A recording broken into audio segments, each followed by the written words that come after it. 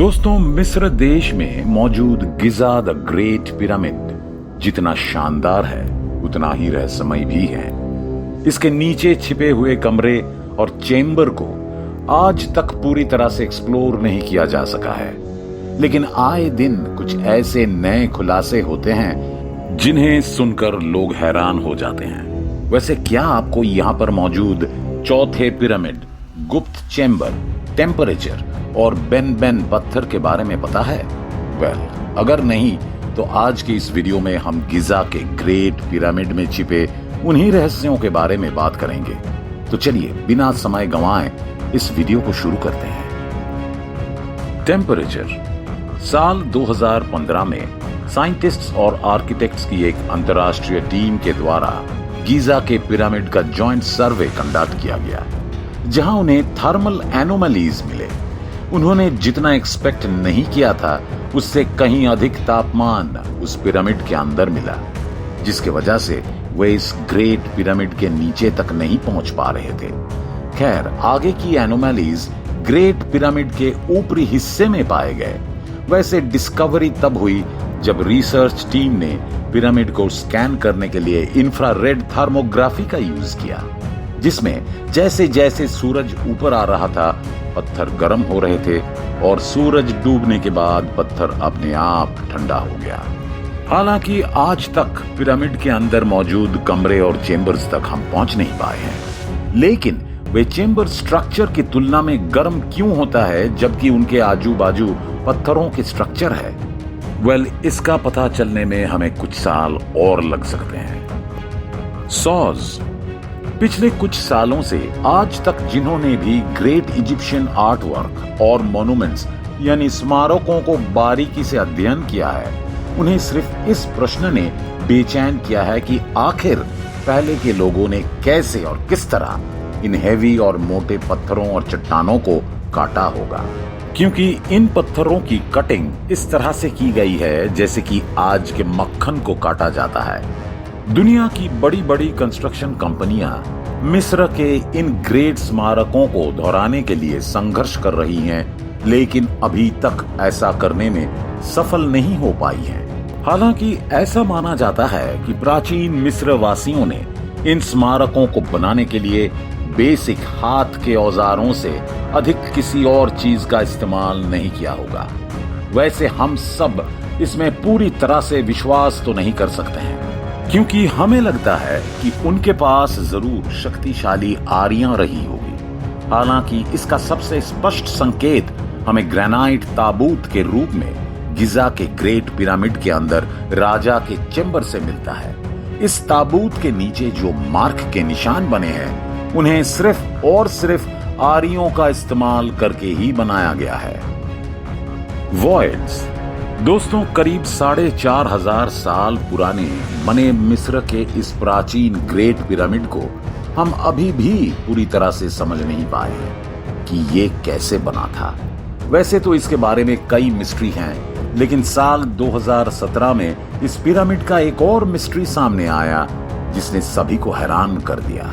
दरअसल अच्छे scanning technology का यूज करके आर्कियोलॉजिस्ट ने इस पिरामिड की स्ट्रक्चर के अंदर 2 बड़े वॉइड्स यानी खाली जगहों की खोज की है, और उन्हें इस बात का कोई आइडिया ही नहीं है कि उनके भीतर क्या छुपा है। हो सकता है कि वे सुरंगें हों जिन्हें इस बिल्डिंग के निर्माण के दौरान यूज किया जाता होगा, या फिर उनके अंदर अनदेखी कब्रें मौजूद हैं। उनमें से एक वॉइड लगभग 100 फीट लंबा है और ये ठीक ग्रैंड गैलरी के जैसे दिखता है जो सीधे उसके नीचे है। ऐसा माना जाता है कि इसे इस तरह से डिजाइन किया गया है जिससे ग्रैंड गैलरी के ऊपर चट्टानों का वजन कम हो सके और कोलैप्स होने से बच सके। एज। जैसे कि हमने अभी अभी बताया कि गिजा का ग्रेट पिरामिड 4,500 साल पुराना है, लेकिन पूरी तरह से हम इस बात को मानने के लिए श्योर कैसे हो सकते हैं?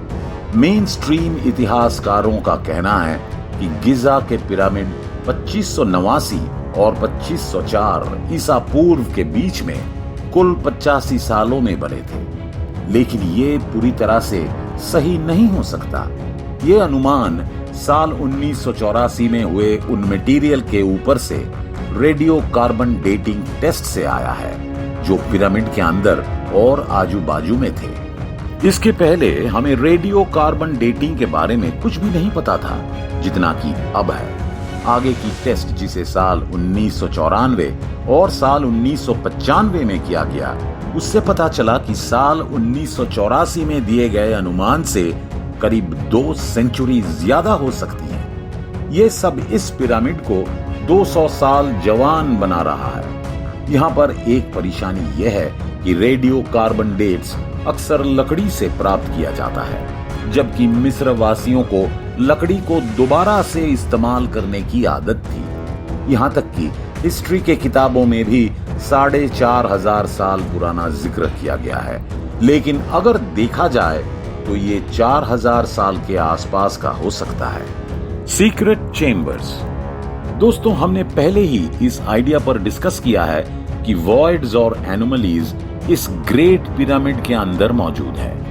अभी तक का सबसे स्पष्ट प्रमाण है कि वे वॉइड्स सीक्रेट चेम्बर्स हो सकते हैं। सितंबर 2020 में खोजकर्ताओं ने पिरामिड के अंदर 2 छिपे हुए सीक्रेट दरवाजे की पहचान की है। उनके एंड पर नैरो सुरंग के पेयर यानी जोड़े हैं जो रानी के चेम्बर में उत्तरी और दक्षिणी दीवारों तक फैला हुआ है, और बाहरी दीवारों तक पहुंचने से पहले ही ये स्टोन ब्लॉक्स तक ही है।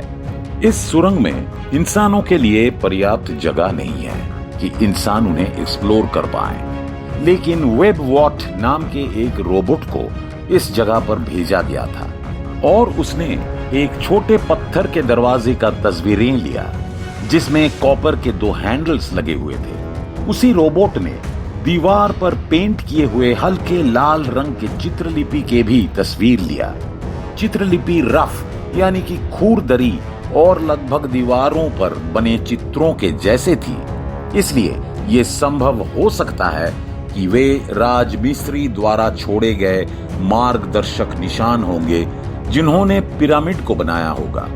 दरवाजा बनाने का मतलब है कि वहां कुछ कीमती चीज है जिसकी सुरक्षा इसके माध्यम से हो रही है। वैसे क्या हो सकता है?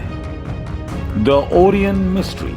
दोस्तों, 1980 के दशक में मिस्र विज्ञानी रॉबर्ट बॉवेल ने दावा किया कि गीजा कॉम्प्लेक्स के तीनों पिरामिड पूरी तरह से स्टार्स के साथ अलाइंड है, जिसके वजह से रात के आकाश में तारामंडल की ओरियन बेल्ट बनते हैं।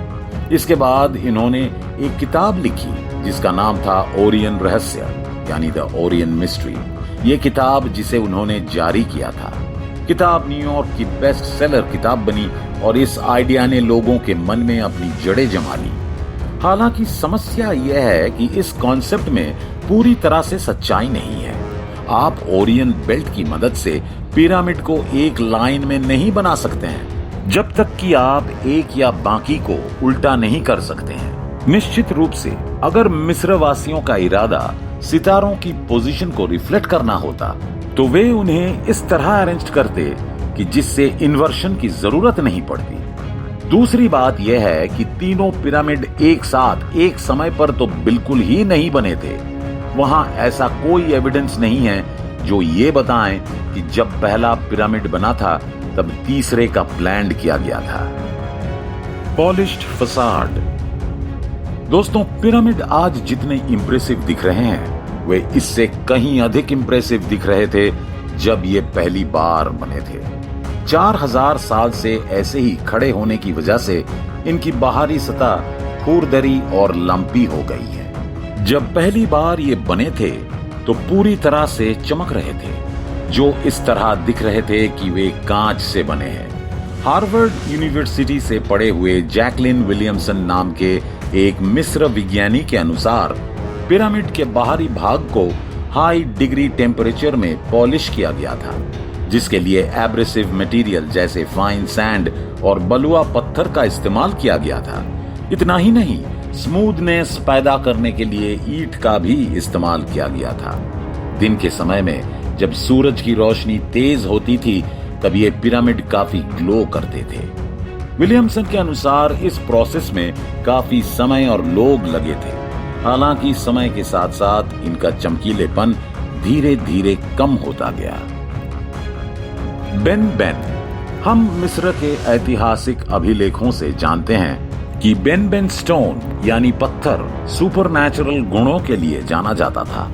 ये एक बार हेलियोपोलिस के रायट मंदिर में पाया गया था और वो पहला स्थान था जहां हर सुबह सूरज की किरणें पड़ती थी।